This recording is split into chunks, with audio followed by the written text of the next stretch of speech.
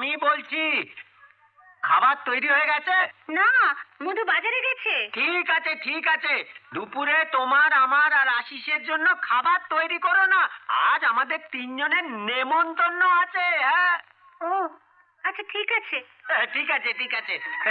হ্যাঁ এই যে ঘটক মশাই, আপনি ঠিকানাটা আমায় দিয়ে দিন আর ওদের বলে দেবেন আমরা দুপুরে ঠিক পৌঁছে যাব।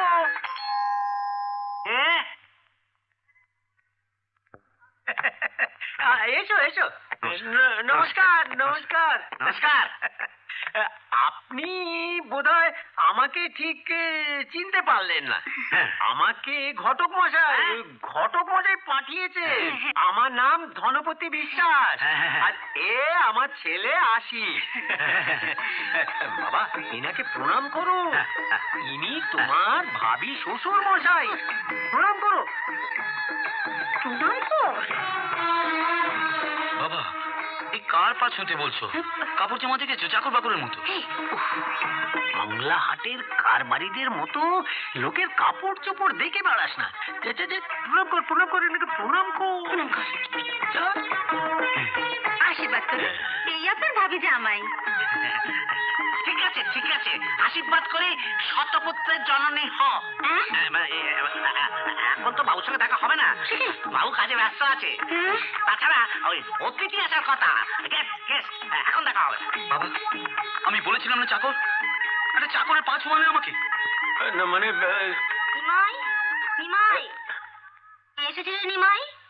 ও আপনি ধনপতি বাবু? নমস্কার নমস্কার, আসুন আসুন। যা তো নিমাই, বাবুকে গিয়ে বল অতিথিরা এসে গেছেন। ও তিথি, তিথি তো শুভ কাজের জন্য খুব ভালো খুব ভালো। তিথি নয় রে হাঁদা, তিথি নয়, অতিথি অতিথি, বুঝেছিস? আপনি এত চিৎকার করে কথা বলছেন কেন বলতো? আমি কি এখানে খালা নাকি? আপনারা আরাম করে বসুন, আসুন আমি একটু আসছি। নমস্কার।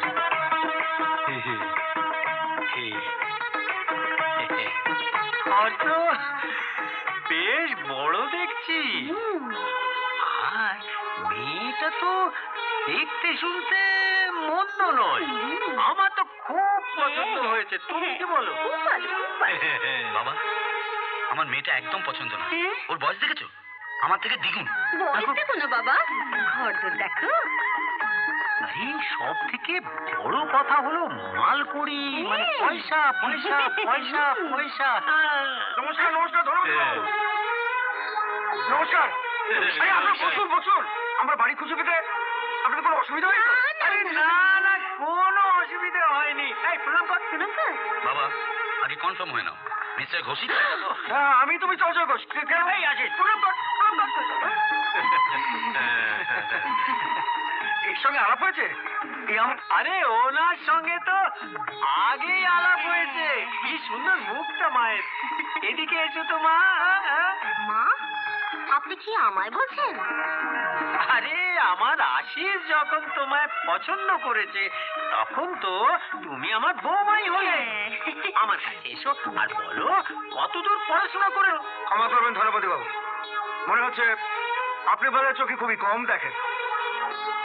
এ আমার মেয়ে নয়, আমার স্ত্রী শেফা। আমি তো তখন থেকে বলছি যে আমার থেকে কত বয়সে বড়, আর তোমরা বলছো মাল মাল মাল। কি আমার স্ত্রী আপনাদের কাছে মাল মনে হচ্ছে? হ্যাঁ ভদ্রতা জানি। না না না, আমাদের ভুল বুঝবেন না, আমরা মাল মানে ওই পয়সা করি দেনা পাওনার কথা বলছিলাম আর কি। তার মানে আপনারা বলতে চাইছেন যে পণ হিসেবে মোটা টাকা পেলে আমার স্ত্রীর সঙ্গে আপনার ছেলে বিয়ে দিয়ে দেবেন? কি বলছেন ঘোষ বাবু? তখন চিনতে পারিনি বলি তো এই গন্ডগোলটা হয়ে গিয়েছে। এখন বুঝতে পেরে গিয়েছি উনি আপনার মেয়ে নন, আপনার স্ত্রী। এখন দয়া করে আপনার মেয়েকে নিয়ে আসুন। মা যখন এত সুন্দর দেখতে তখন মেয়ে নিশ্চয়ই চাঁদের টুকরো হবে। জানো, আমার মনে হচ্ছে এরা পণে থাকার লোভে এখানে সম্বন্ধ করতে এলো। বাবা খাবার দেওয়া হয়েছে? আরে ছাড়ুন তো এসব পন্টনের কথা। আরে এসব কথা তো হতেই থাকবে। চলো নাকি খাওয়া দাওয়াটা সারা যাক। আরে না মশাই, আপনার মতো ছোট লোক ধনলোভী মানুষের সঙ্গে খাওয়া তো দূরের কথা, আমি সামান্য আলাপ প্রতিক্রিয়া করছি। নিমাই, ওদের এখান থেকে চলে যেতে বল। এখনই খাবার দিচ্ছি। আরে খেতে দিতে বলছ না, আমি ওদের এখান থেকে চলে যেতে বলছি। বুঝেছি। আরে চেল্লাচ্ছেন কেন বলতো? আমি কি এখানে খালা নাকি? খেয়ে দিতে বলেছেন, তুমি ভদ্রলোকের অতিথি। যা মাছ মাংস নিয়ে দিচ্ছি, মোটার ঘন্টা দিচ্ছি, চিংড়ি মাছ দিচ্ছি, সঙ্গে দেখে দিতে বলবো। তার নাকি কেউ খালা বলছেন? হ্যাঁ, যান। বাস মিস্টার ঘোষ, দেখলে তো বাবা, তোমার লোভের জন্য আজ আমাদের অপমান সহ্য করতে হলো। চলো এবার। আশিস, ওই খুব খারাপ, নইলে কেউ অতিথিকে বাড়িতে ডেকে না খাইয়ে তাকে ঘর থেকে বের করে দেয়। ছি, চলো চলো ছি, চলো একে চলো চলো। ছি। কত সব।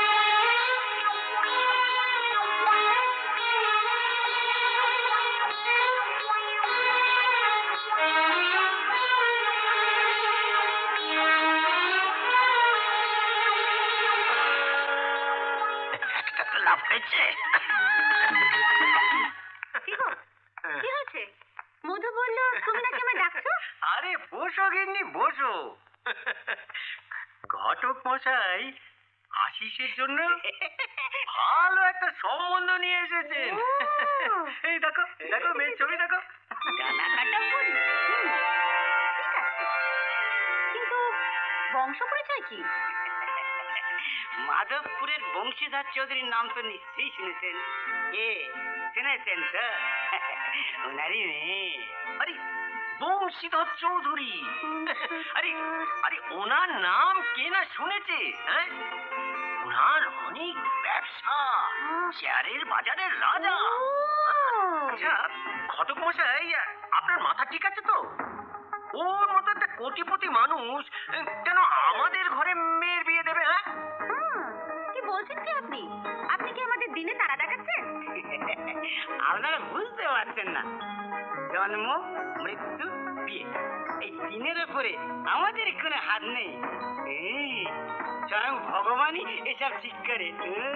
বংশীধর বাবু আশিস বাবু জীবনের ছবি দেখি খুব পছন্দ করেছে।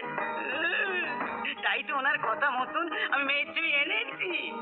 ইচ্ছে করছে আপনার মুখে বনগার কাঁচা গোল্লা ভরে দিই। খালি কাঁচা গলায় কি হবে ধনপতি বাবু? এখন তো দেবুর বিয়ে ঘটকালি পয়সা নেওয়া বাকি আছে। ও মা, উনি কবে বলেছেন দেবেন না? নেবেন এখন। আগে বংশীধর বাবুর সঙ্গে দেখা করানোর ব্যবস্থাটা করুন। সব ঠিক হয়ে যাবে। মনে রাখবেন, উনি কিন্তু ভীষণ পণ বিরোধী মানুষ। বিয়ের পণ বাবদ উনি একটি পয়সাও দেবেন না। তাহলে এই সম্বন্ধ পাকা করে আমাদের লাভ কি? কথাটা আগে শুনুন। এই বংশীধর চৌধুরী হলো কোটি কোটি টাকার মালিক, আর এই মেয়েই হলো তার একমাত্র সন্তান। এবার ভেবে দেখুন, এই বংশীধর চৌধুরীর মৃত্যুর পর এই কোটি কোটি টাকার একমাত্র উত্তরাধিকার কে হবে? বুঝতে পেরেছি। ঘটক মশাই, আপনি সোনার ডিম পাড়া হাঁসের সন্ধান এনেছেন। ঠিক আছে, আপনি খবর পাঠান, আমরা মাধবপুর যাব। কিছু ভাববেন না। আজই আমি বংশীধর বাবুকে খবর পাঠিয়ে দিচ্ছি। আচ্ছা, আমরা সব বাইরে দাঁড়িয়েছি কেন? চলুন ভেতরে যাই। বাকি সব বরযাত্রীরা কোথায় গেল? সময় খুব খারাপ বংশীধর বাবু, কার মনে কি আছে বোঝা খুব মুশকিল। সেই জন্যই আমি আর কি। আরে ও ঠিক আছে বুঝেছি, ওটা কোনো ব্যাপারই নয়। আসলে আপনার সঙ্গে আমারও কিছু দরকারি কথা আছে। নজরুল ভাই,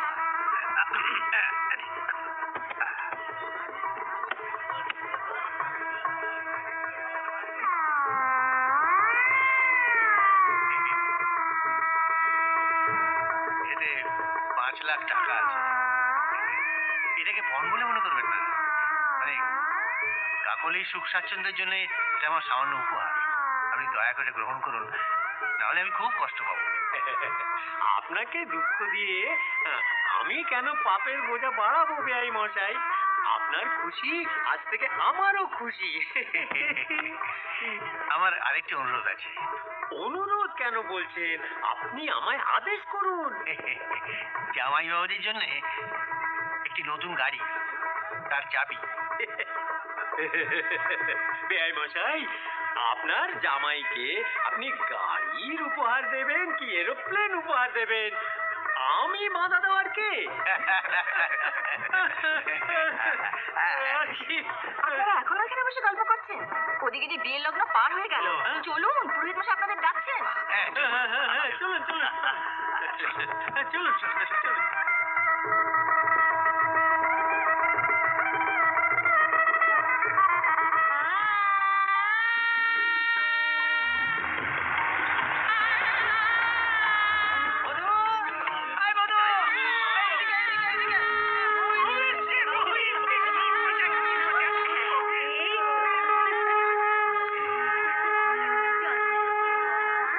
সুখে শান্তিতে থাকো।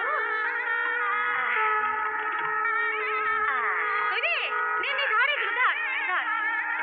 বাবা, যা শুনেছিলাম তার চেয়ে দেখছি অনেক বেশি সুন্দর। যেমন তুমি ওকে ঘরে নিয়ে যাও।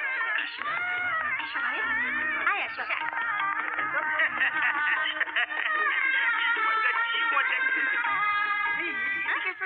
এদিকে এসো না, এসো না, এদিকে এসো। দেখো দেখো দেখো।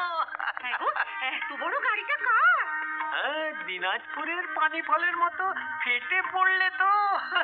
গাড়িটা বংশীধর বাবু বিয়েতে উপহার দিয়েছে। কম পক্ষে 5 লাখ টাকা।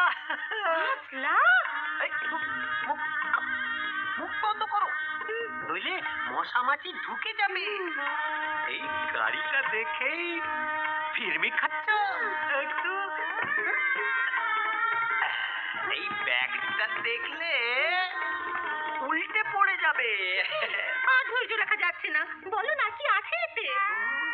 সময় খুব খারাপ। গিন্নি ভিতরে যাও, ভিতরে যাও।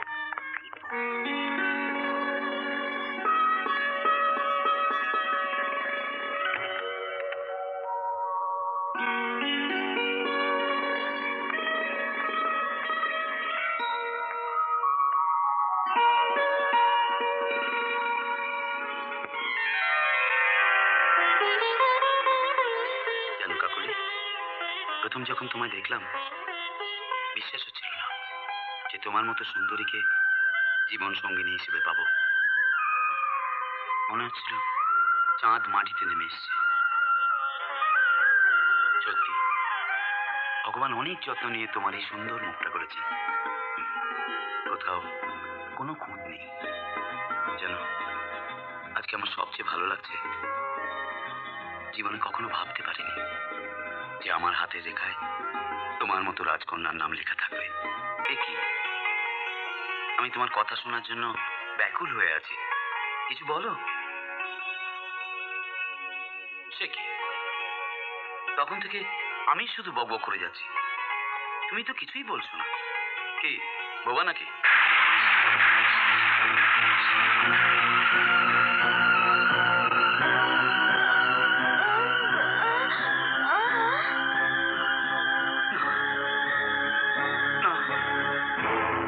আমার সাথে এত বড় ধোঁকা? না, এ হতে পারে না। একটা বোবা মেয়ের সাথে আমি কিছুতেই, আমি জীবনভর থাকতে পারবো না, পারবো না।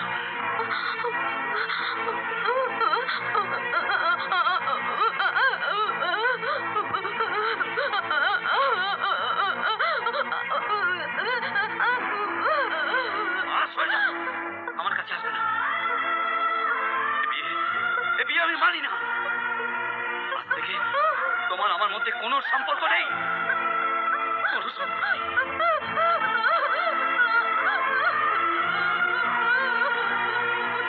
আরে টাকা পয়সার ব্যাপারে সবসময় সাবধান থাকা উচিত।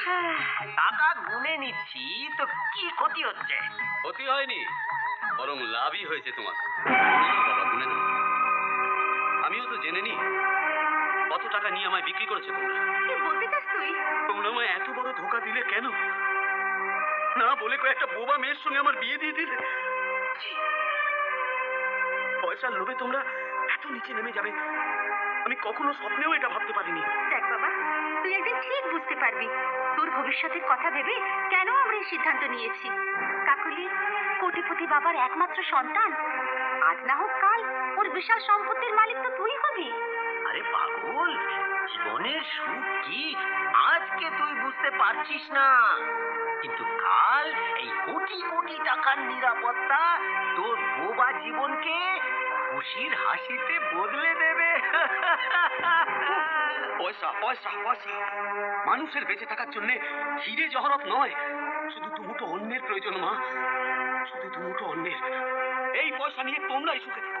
আশিস, আশিস, পাগলামি করিস না বাবা। শোন বাবা শোন, তোর বউ জন্ম থেকেই বোবা নয়। ছোটবেলায় ওর মা মারা যাবার পর সেই শোকে ওর কথা বন্ধ হয়ে যায়। সব ডাক্তাররাই বলেছে জানিস, ও যে কোনো দিন কথা বলতে পারবে। যা বাবা, তোর বউ তোর জন্য ঘরে অপেক্ষা করছে। ওই আমার ওই বোবা মেয়েটির সঙ্গে কোনো সম্পর্ক নেই। তোমাদের বাড়িতে একটা সুন্দর স্ট্যাচুর দরকার ছিল, যে তোমরা পেয়ে গেছো। এখন তোমরাই সারাদিন বসে ওর পুজো করো। আশিস, আশিস আমার কথা শোন। আশিস, দেখে গো, সবচেয়ে গন্ডগোল হয়ে গেল।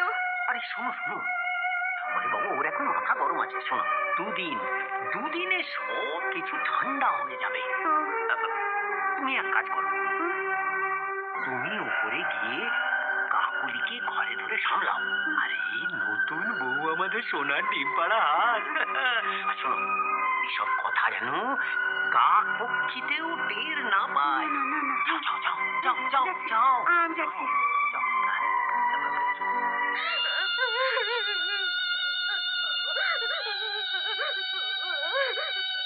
বৌমা, ওঠো। তুমি কাঁদছো মা? আসলে মেয়েদের দুঃখ তো মেয়েরাই বোঝে, কিন্তু আশিস যা করেছে সেটাই তো স্বাভাবিক। আমরা যে ওকে কিছু বলিনি। তোমায় দেখার পর মনে হয়েছিল তুমি আমার ছোট ছেলের বউ হবে। এমনকি তুমি কথা বলতে পারো না জেনেও আমি আমার সিদ্ধান্ত বদলাতে পারিনি। না, আমার মন তাতে সায় দেয়নি। আচ্ছা, বিয়ের পর যদি তোমার এই অবস্থা হতো, তাহলে কি আমি তোমায় ঘর থেকে বার করে দিতে পারতাম? বলো বলো আমাকে। তুমি তো শুধু আমার ছেলের বউই নও, তুমি যে আমার নিজের মেয়ে। মা যেমন করে নিজের মেয়েকে রাখে, তেমনি আমি তোমাকে আমার চোখের মনি করে রাখবো মা। হ্যাঁ।